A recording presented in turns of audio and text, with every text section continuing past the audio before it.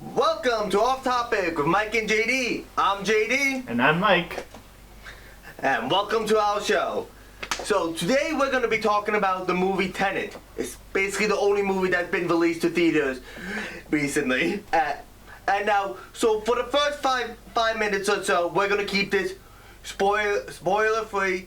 You know, no spoiler discussion, just overall discussion about the general parts of the movie. Then we're going to give you a big spoiler warning where we're going to talk about everything in the movie. Sound good? Sounds good.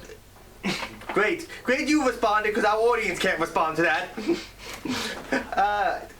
So, to start off, I'm going to start off with the complaint that everybody's talking about the movie. And that is, it was hard to hear. Like, I thought it was just me. I'm like, man, I'm really having trouble hearing this. But I thought, I'm like, man, something's wrong with me. Then I saw online everybody complaining about it. I'm like, oh, good. There's not something wrong with me. There's something wrong with the movie. What's your opinion of the sound quality of the movie? See, I don't know if it's just an expectations thing, but I watched all the early reviews. You know, I didn't see it until more recently because I was waiting till I figured the rush would be early and it'd be safer to see it later on. Makes sense. So I was hearing all these reviews about how it was like so hard to hear and how the sound mixing was awful. And I just did not get that. Like, everything, I could hear everything fine. Like, all the, there were like one or two dialogue points that were whispered slightly, and I was like, oh wait, did he say that? But I mean, in general, I thought, I definitely didn't, I don't know if it was the theater I was in had good sound system, or whether, I was basically the only one in the theater that I was in, so maybe that played a factor. But yeah, so that's why it was interesting. I have heard that, and I definitely am not surprised. I've had that problem with other Christopher Nolan movies. In fact, actually, one story, the reason that my wife Kim didn't come with me to see Tenet was we actually saw the first 10 minutes of it as the IMAX preview before Rise of Skywalker. And during that IMAX preview, I couldn't hear anything. It was just a loud gun noises for 10 minutes. And, like, people complained to the theater owner after the theater, just for the preview. Poor guy. So it's just, I can see that being a problem. But I personally, during the actual theater experience, didn't feel that. Well, like, it's not seem to be fair to Nolan. I'm the kind of person who, when I'm watching TV, I have to rewind the same scene like 5 times because I miss what they say. So I'm not like the best judge of that, which is why I didn't think anything of it watching the movie, not being able to hear things, because like that's the thing about me. It has to do with attention span and stuff, but I miss dialogue all the time. So I thought it was entirely on me. And I was actually surprised when I saw online, like, oh no, everybody's having this problem. Yeah. But, definitely, even though I noticed it didn't ruin that wasn't what ruined the movie, in my opinion. Definitely not that level. No, I definitely didn't, like I said, I didn't really experience it, but I definitely didn't feel like the sound detracted anything from the movie. So I'm going to talk about what I liked. I thought it was great casting. I gotta be honest, wasn't really a Robert Pattinson fan. I think I'm still biased against him for the Twilight movies, which is not fair to him, but, I just don't want to like Robert Pattinson, but I watched him and I'm like, oh wait, he wasn't bad.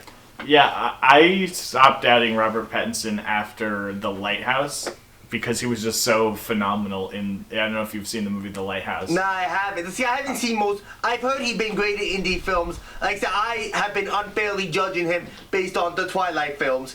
And now I saw it and I'm like, oh, he's not a bad actor. Yeah, no, people have been hyping him up for me, and he's definitely well deserved. I thought he was phenomenal in this movie. I mean, Christopher Nolan, he is well connected, and he always gets some incredible collaborators. And even though I think some of his usual people weren't available this time. Well, he got Michael Caine to do his 2-minute cameo. Got Michael. We'll talk about that in spoilers, but yeah, no. So, yeah, overall, I was pretty happy with most of that. What did you think of John David Washington? I thought he was great. I'll talk a little bit more in spoilers about the things I didn't like, but in terms of just like the raw like acting talent, I thought he really sold me on the character and his like what, at least for what was in the script. I thought he sold me well for what he was. Yeah, well, without getting into spoilers, I wasn't so happy with the way the character was written, but I had nothing against his performance. I thought he performed with what was written great. Right. It's hard. I don't really consider this a spoiler that he's somewhat our point of view character. You know, he's the one who's like, obvious. He's the one who doesn't understand what's going on. You know, in every Christopher Nolan movie, there's a character who's like, oh, gee, what's Inception? And then everyone's like, all right, well, let me spend 10 minutes explaining what Inception is. And, you know, he's like, oh, what's inversion? And he explains everything. But well, see, that's the thing. But I don't. So again, not getting too much into spoilers, I don't feel they did a good job of explaining it.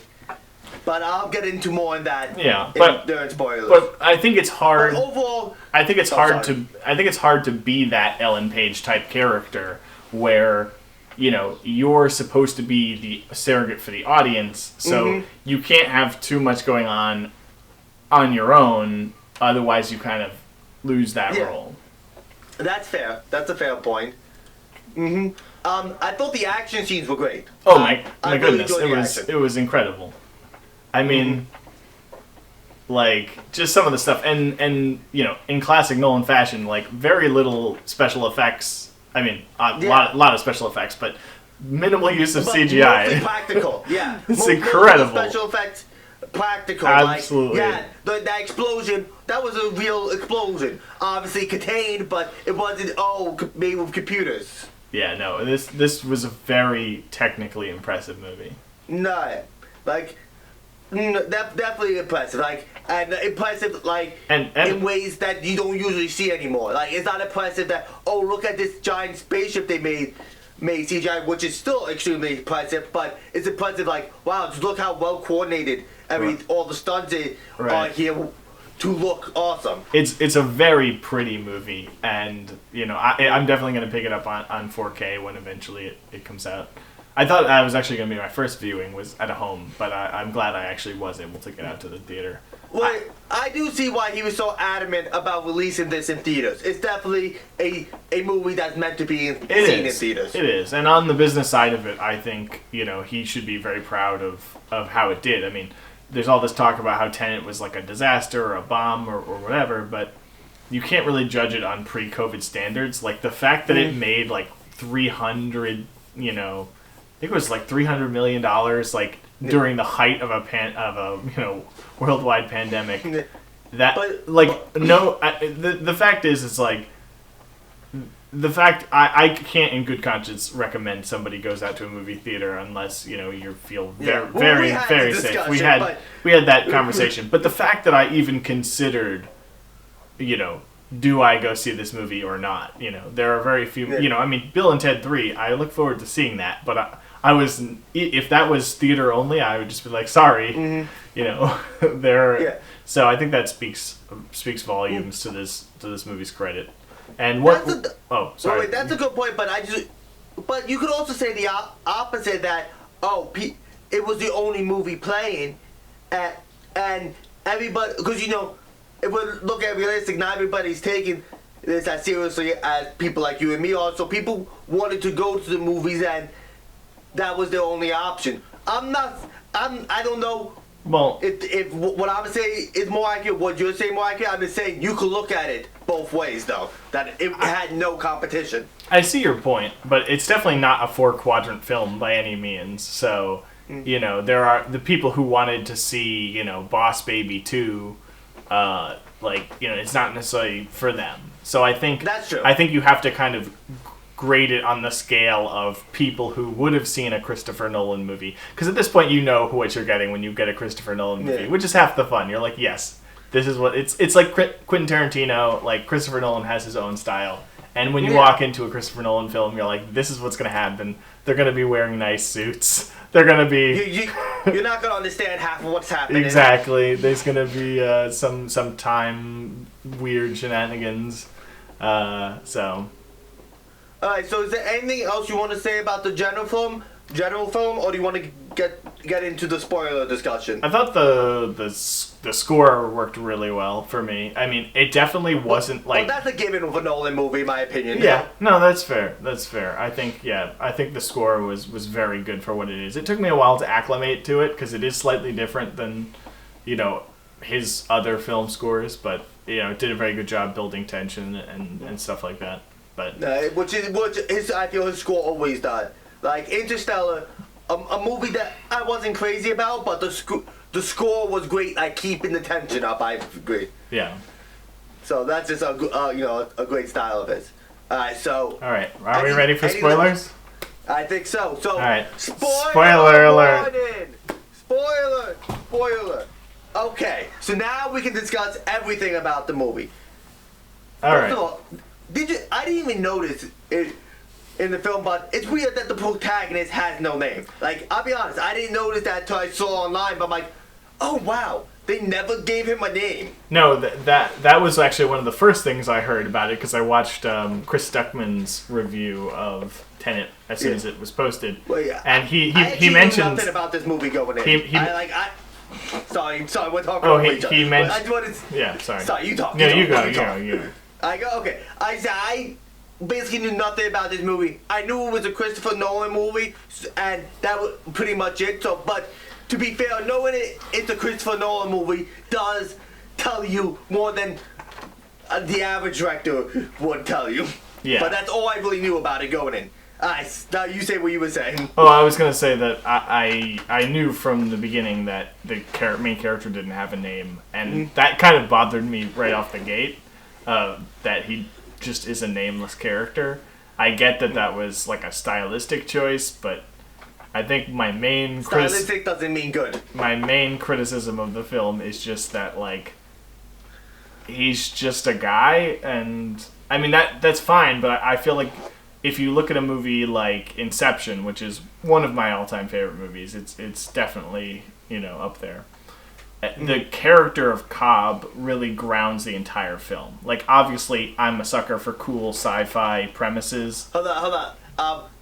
Who's the actor who played Cobb? Because I just don't remember. Leonardo DiCaprio's character. Okay, so that's Leo's character. Okay, yeah. Without his character's like tragic backstory and humanistic like grounding you, I don't feel like that movie works. So I feel like that was a big problem with this. And I also feel like the twists and turns, like once you like it's confusing at first because it's supposed to be confusing. Yeah. But then it's confusing in kind of all the wrong ways, in the sense that I actually as soon as I felt that way too. As soon as I understood actually what was happening, I guessed every twist. Like it was like, very. He's the Man in Black. That was once you understand what's going on, it's like, oh, he's gonna be the man he fights. Like that was so obviously coming. Yeah.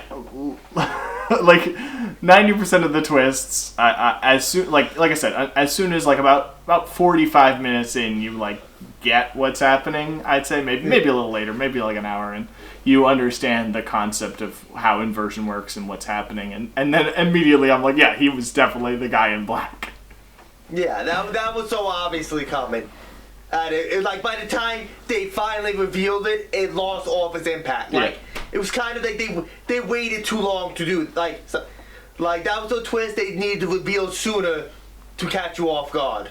I actually think, like, first of all, I guess I should start with the things I really like, and that's I thought conceptually this is a great premise. I love like the way they did inversion and like the whole concept of like reversing time and reversing entropy. It's kind of a different take on time travel. And I thought that was really cool. But I didn't feel like... I felt like Christopher Nolan channeled his like inner J.J. Abrams. Like, within the first, 15 minutes of Inception, you know what Inception is. They've set you up. Here's the team. Here's what Inception is. They're going. Here's the mission. go. Yeah. And then Yeah, like the you whole know what's happening. the whole movie, you're excited and you're following them and you understand what's possible and what's not possible with Inception.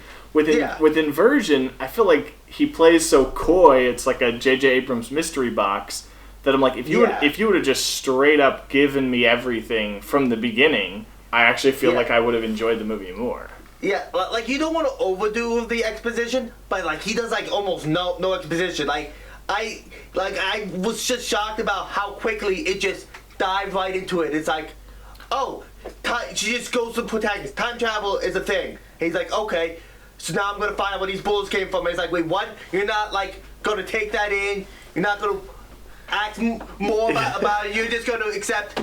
Okay, time travel is a thing. Well, that's another huge problem with the movie is the breakneck pace. It's just like new scene, new scene, new scene, new scene. Every 5 seconds, like, you know, there's the opera mission that quickly becomes irrelevant.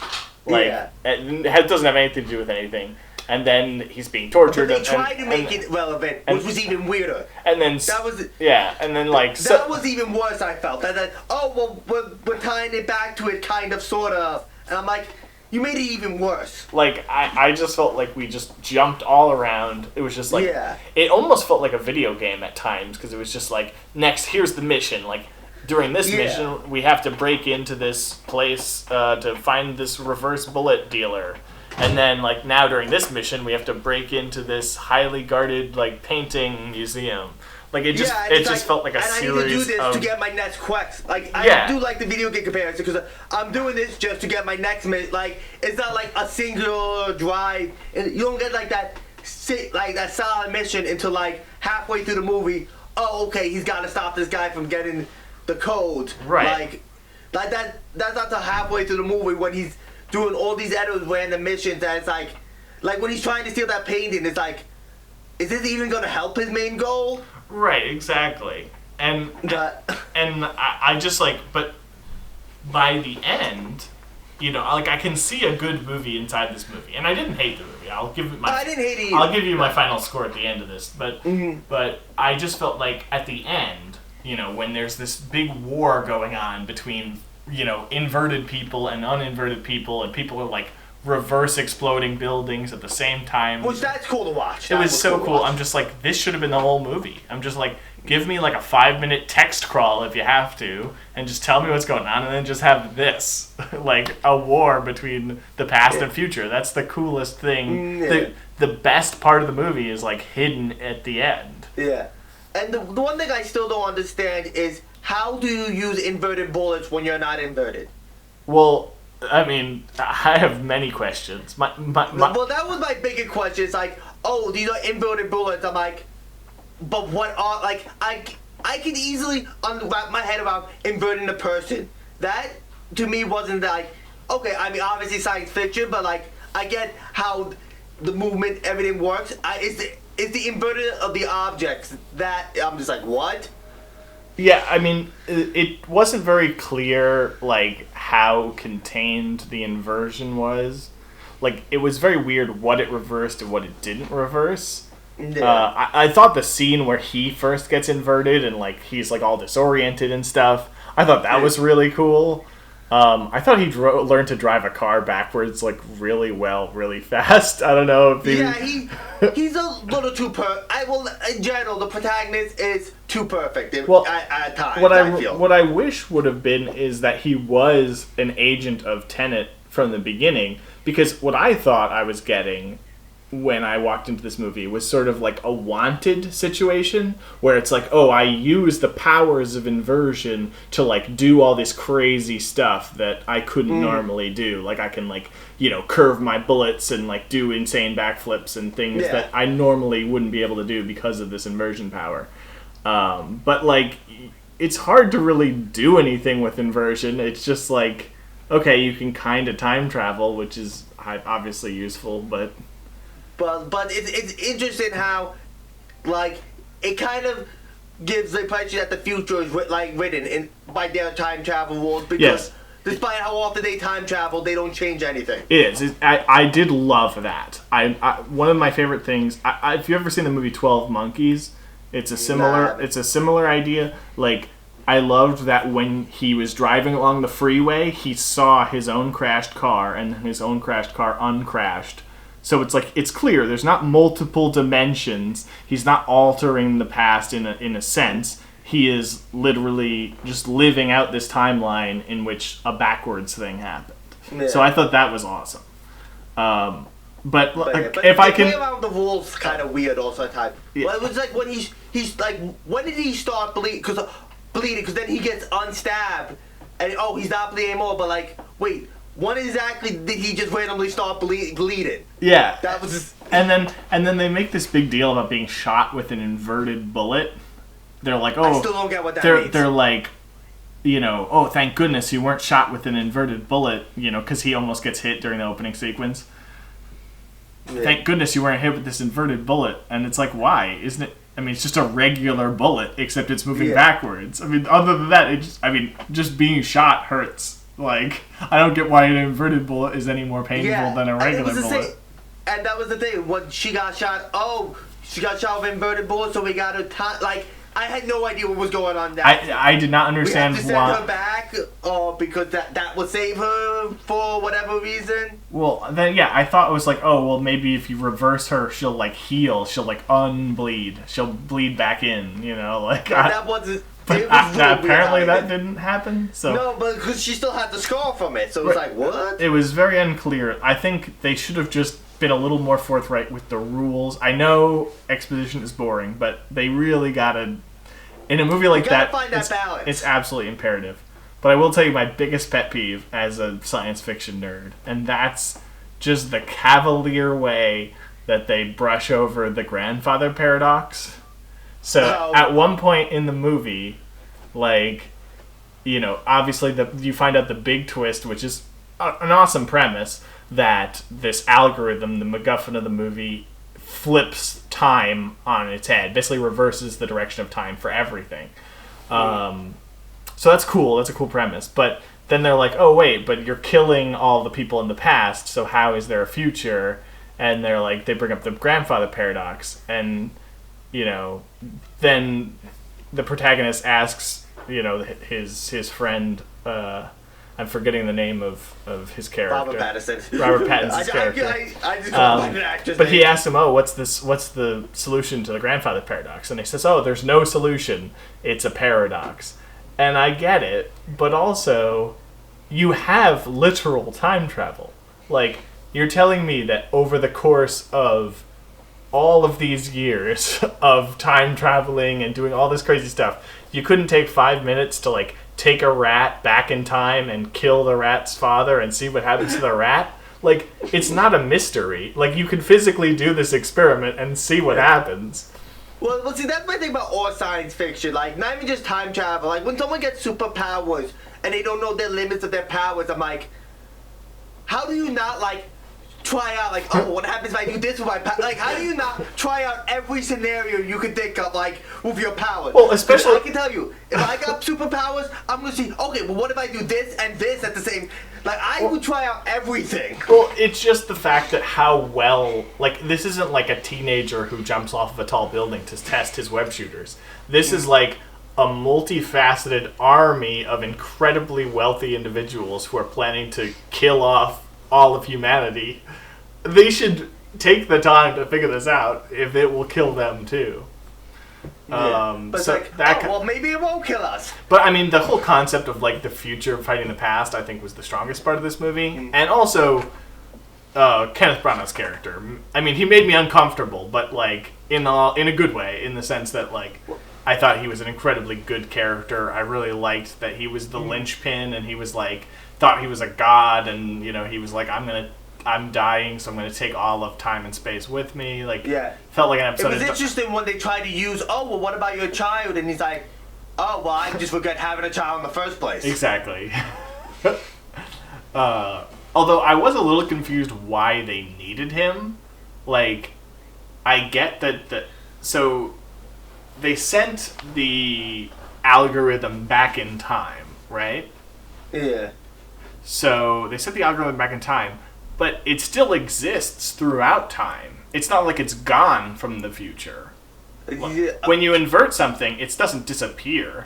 It just it ages in reverse. So why couldn't they just dig it up in the future? And also, why did they need an algorithm? I don't see, I never get that. It's an algorithm. Like, how can you send math back in time? Well, I don't think it was an actual algorithm. I think that was just a cool name for this device. I think you needed the physical device. Maybe. But I don't understand why they needed Kenneth Branagh to do it. Like, this random drug dealer. Because that's what the script said. Like, so that part didn't really make sense to me. So I thought it was a great premise that just needed more time to bake. But it was cool. Yeah, like I said, definitely an enjoyable movie, but definitely not for everybody. That's a usual Nolan movie, not for everybody. Yeah. But I think I enjoyed it. I think I liked the philosophy of the movie, the whole idea of like people kind of in power and how they use their power, and you know, the effect that we have on the world. And there's that little like, you know, they talk about how I thought the fact of like global warming is why the future wants to kill the past. I thought that was cool. I'm like, yes, because I'm like, why does the future want to kill the past? And they're like, oh, it's your fault. We're in this mess. Yeah. I thought that was a good motivation. But yeah, I think also this is very nitpicky, but I was kind of secretly hoping this would be in the same universe as Inception, and it definitely isn't. So that was like a little bummer for me. Yeah. And also Michael Caine. What a waste of a good actor. I know. I literally like. I thought, and I had no real basis for thinking this, but I thought Michael Caine was going to be reprising his character from Inception, and I didn't think it would be a big part of the movie, but I thought it would be like, oh, it's going to be like this fun little crossover, he's the same character, and it's going to like feed into something so you can like speculate about dreams and time travel and the same universe. But he's just like this random guy who's like, oh, you need a better suit. Your suit's not good enough. And then like he leaves and you never see him again. And I get that, like, he was also, like, you wouldn't even remember that character if it wasn't Michael Caine playing him. Yeah, exactly. Because I don't even remember what his, like, actual role in the movie was. I just remember, hey, there's Michael Caine. Oh, bye, Michael Caine. Literally, like, his whole purpose of the movie is to set up one medium funny joke where he asks to put his, like, $100 food in a box, and they say no. Yeah.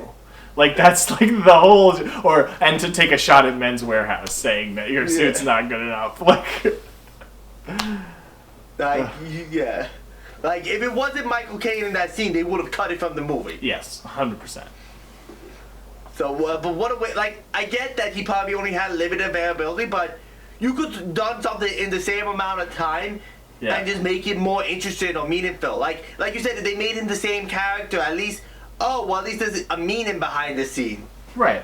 Exactly. I love fun stuff like that. You know, like it elevates it, you know. But yeah, what a waste. Yeah. So it was disappointing. It's hard for me to come down on it too hard because I had so much fun at the actual, like, going back to like the whole idea of like movies as an experience. I had so much fun watching the movie, and I like the idea, and I want more movies to take big swings and high concept stuff. So I don't want to be too harsh on the movie, but I just know how good of a filmmaker Christopher Nolan is, so I know he can make better movies than this. Mm-hmm. So, I don't know. Overall, I'd say I'd give it like an 8, maybe an 8.5 out of 10. I was thinking more like a 7.5. Yeah. You know, not, enjoyable experience. One that, though I'm not crazy about, probably will never see again. See, I thought it was like a powerful movie. I just like, it's just, my main problem is it just doesn't hold up to you thinking about it. Like, to me, there's like two categories of a movie. Like, you could think of a movie like Back to the Future where it's like, all right, the movie's a fun movie, even though when you think about the mechanics of what's happening, you're like, this doesn't really make sense.